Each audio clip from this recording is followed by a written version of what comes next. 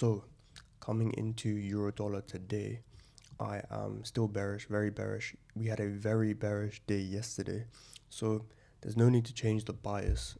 That is so shorting is the bias, to be fair. This is my draw on liquidity next. We have some sort of equal lows all the way here. Very good target for liquidity. So that is a good target on the daily. So yeah, bearish daily bias.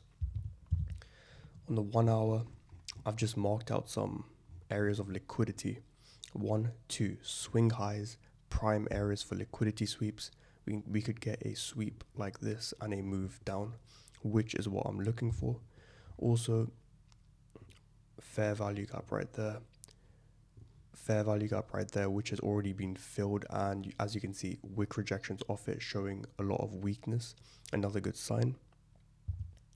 But that's the hour, and also on the hour displacing a lot, right? Displacing down, another bearish sign. So a lot of bearish confluences for sure.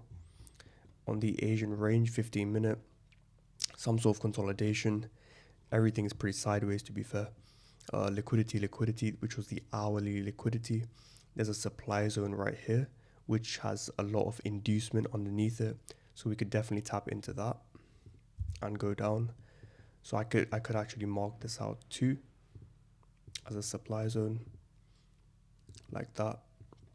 So, looking for the Asian high to be taken. I've got my alert set, ready to, take the sell once it happens or if it even forms. There is news at 10 a.m. New York time, which I believe is